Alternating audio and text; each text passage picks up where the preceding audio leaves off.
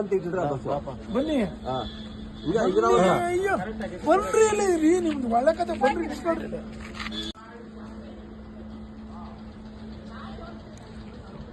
ನಮ್ಮ ಭೂಮಿ ನಮ್ಮ ಹಕ್ಕು. ಆನೇಕಲ್ ತಾಲೂಕು ಸರ್ಜಾಪುರ ಹೋಬಳಿಯ 11 ಗ್ರಾಮಗಳ ರೈತರು ಏನು ಬೆಳೆದಿದ್ದೀವಿ ಕುಂಬಳಕಾಯಿ, ಈ ಕುಂಬಳಕಾಯಿಯನ್ನು ಮಂಜುನಾಥ ಸ್ವಾಮಿ ದೇವಸ್ಥಾನಕ್ಕೆ ನೀಡಿ, ಧರ್ಮಸ್ಥಳಕ್ಕೆ ನೀಡಿ ನಮ್ಮ ಭೂಮಿಗಳು ಬಿಡುಗಡೆಗೊಳಿಸಲಿ ಅಂತ ದೇವರಲ್ಲಿ ಪ್ರಾರ್ಥನೆ ಮಾಡ್ತಾ, ಈ ರಾಜ್ಯದ ನಾಯಕರು ಯಾರಿದ್ದಾರೆ ಆ ನಾಯಕರಿಗೆ ಒಳ್ಳೆ ಬುದ್ಧಿ ಕೊಡ್ಲಪ್ಪ ಮಂಜುನಾಥ ಸ್ವಾಮಿ ಅಂತ ಕೋರ್ತಾ, ಇವತ್ತು ಕುಂಬಳಕಾಯಿ ಲೋಡ್ ಒಂದು 16 ಟನ್ ಕುಂಬಳಕಾಯಿನ ಇಲ್ಲಿ ಸರ್ಜಾಪುರ ಹೋಬಳಿಗಳ 11 ಗ್ರಾಮದಲ್ಲಿ ಬೆಳೆದಿರುವಂಥ ಕುಂಬಳಕಾಯಿ ಕಲೆಕ್ಟ್ ಮಾಡಿ ನಾಳೆಗೆ 200ನೇ ದಿನ ನಾವು ರೀಚ್ ಆಗ್ತಾ ಇದ್ದೀವಿ ಮುತ್ತಾನೂರಿಂದ. ಅದರ ಪ್ರಯುಕ್ತವಾಗಿ ನಾಳೆ ಬೆಳಗ್ಗೆ ಧರ್ಮಸ್ಥಳದಲ್ಲಿ ಹೋಗಿ ಅನ್ನ ದಾಸೋಹಕ್ಕೆ ಕೊಟ್ಬಿಟ್ಟು ಬರೋಣ ಅಂತ ತೀರ್ಮಾನ ಮಾಡಿ ಈಗ ಇಲ್ಲಿಂದ ನಾವು ರೈತರೆಲ್ಲ ಹೊರಡ್ತಾ ಇದೀವಿ ಮುತ್ತಾನೂರಿಂದ. ಅಂಗಗಳು ಸೇರಿ ಎಲ್ಲ ರೈತರು ಸೇರಿ ತೆಗೆದುಕೊಂಡು ಹೋಗ್ತಾ ಇದೀವಿ ಕುಂಬಳಕಾಯಿ, ಸೌತೆಕಾಯಿಯನ್ನು. ಅದೇ ರೀತಿ ಈ ಸಿಹಿ ಕುಂಬಳಕಾಯಿಯನ್ನ ಧರ್ಮಸ್ಥಳವರೆಗೆ ತಲುಪಿಸಲು ನಮ್ಮ ಚಿಂಗೇನಗರ ಗ್ರಾಮದ ರಂಜಿತ್ ಅವರು ಕ್ಯಾಂಟರ್ ಅವರು ವಾಲಂಟಿಯರ್ಗೆ ಸ್ವಇಚ್ಛೆಯಿಂದ ಪಾಪ ಅವರು ವಾಲಂಟಿಯರ್ಗೆ ಬಂದು ಇಡೀ ರಾತ್ರಿ ಅವರು ಪ್ರಯಾಣ ಬೆಳೆಸ್ತಾ ಇದ್ದಾರೆ. ಅವರ ಪ್ರಯಾಣ ಸುಖಕರವಾಗಿ ಅವರು ಸೇಫ್ ಆಗಿ ತಲುಪಿ ಮತ್ತೆ ಅವರ ಕುಂಬಳಕಾಯಿನ ಅಲ್ಲಿ ತಲುಪಿಸಿ ಅವ್ರು ಸೇಫ್ ಆಗಿ ಮತ್ತೆ ವಾಪಸ್ ಬರಲಿ ಅಂತ ಹೇಳ್ಬಿಟ್ಟು, ಮತ್ತೆ ನಾಗೇಶ್ ಅವ್ರ ತಂಡ ಸಹ ಬೆಳಗ್ಗೆ ಹೊರಡ್ತಾ ಇದ್ದಾರೆ. ಅವ್ರಿಗೂ ಒಳ್ಳೇದಾಗಲಿ ಅಂತ ಹೇಳ್ಬಿಟ್ಟು ನಮ್ಮ ಹೋರಾಟ ಸಮಿತಿಯಿಂದ ನಾವು ಧನ್ಯವಾದಗಳನ್ನು ತಿಳಿಸ್ತಾ ಇದ್ದೀವಿ. ಸ್ನೇಹಿತರೆ, ಏನಿವತ್ತು ನಾವು ಧರ್ಮಸ್ಥಳಕ್ಕೆ ಕುಂಬಳಕಾಯಿ ಮತ್ತು ತರಕಾರಿಗಳನ್ನ ಕಳಿಸ್ತಾ ಇದ್ದೀವಿ.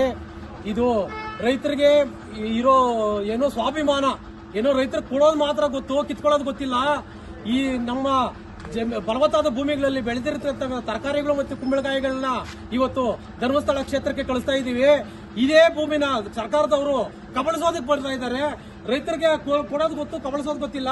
ಸರ್ಕಾರಕ್ಕೆ ಕೊಡೋದು ಗೊತ್ತಿಲ್ಲ, ಕಬಳಿಸೋದು ಮಾತ್ರ ಗೊತ್ತು ಅನ್ನೋ ಎಚ್ಚರಿಕೆಯಿಂದ ಇವತ್ತೇನು ಸಾವಿರಾರು ಜನ ಏನೋ ಅನ್ನದಾನ ಮಾಡ್ತಾ ಇರೋ ಶ್ರೀ ಕ್ಷೇತ್ರಕ್ಕೆ ಇವತ್ತು ತರಕಾರಿಗಳನ್ನ ಕಳಿಸ್ತಾ ಇದ್ದೀವಿ.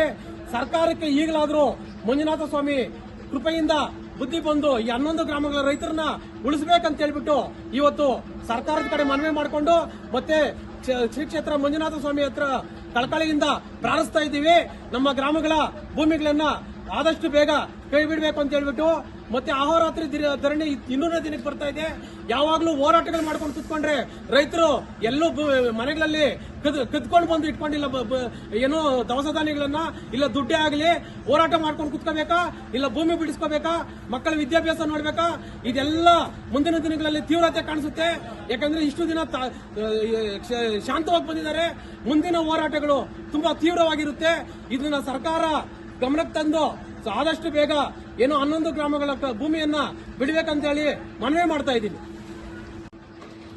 ಅದೇ ರೀತಿ ಈ ಸಿಹಿ ಕುಂಬಳಕಾಯಿಯನ್ನ ಧರ್ಮಸ್ಥಳವರೆಗೆ ತಲುಪಿಸಲು ನಮ್ಮ ಚಿಂಗೇನಗರ ಗ್ರಾಮದ ರಂಜಿತ್ ಅವರು ಕ್ಯಾಂಟರ್ ಅವರು ವಾಲಂಟಿಯರ್ಗೆ ಸ್ವಇಚ್ಛೆಯಿಂದ ಪಾಪ ಅವರು ವಾಲಂಟಿಯರ್ಗೆ ಬಂದು ಇಡೀ ರಾತ್ರಿ ಅವರು ಪ್ರಯಾಣ ಬೆಳೆಸ್ತಾ ಇದ್ದಾರೆ. ಅವರ ಪ್ರಯಾಣ ಸುಖಕರವಾಗಿ ಅವರು ಸೇಫ್ ಆಗಿ ತಲುಪಿ ಮತ್ತೆ ಅವರ ಕುಂಬಳಕಾಯಿನ ಅಲ್ಲಿ ತಲುಪಿಸಿ ಅವ್ರು ಸೇಫ್ ಆಗಿ ಮತ್ತೆ ವಾಪಸ್ ಬರಲಿ ಅಂತ ಹೇಳ್ಬಿಟ್ಟು, ಮತ್ತೆ ನಾಗೇಶ್ ಅವ್ರ ತಂಡ ಸಹ ಬೆಳಗ್ಗೆ ಹೊರಡ್ತಾ ಇದ್ದಾರೆ. ಅವ್ರಿಗೂ ಒಳ್ಳೇದಾಗಲಿ ಅಂತ ಹೇಳ್ಬಿಟ್ಟು ನಮ್ಮ ಹೋರಾಟ ಸಮಿತಿಯಿಂದ ನಾವು ಧನ್ಯವಾದಗಳನ್ನು ತಿಳಿಸ್ತಾ ಇದ್ದೀವಿ.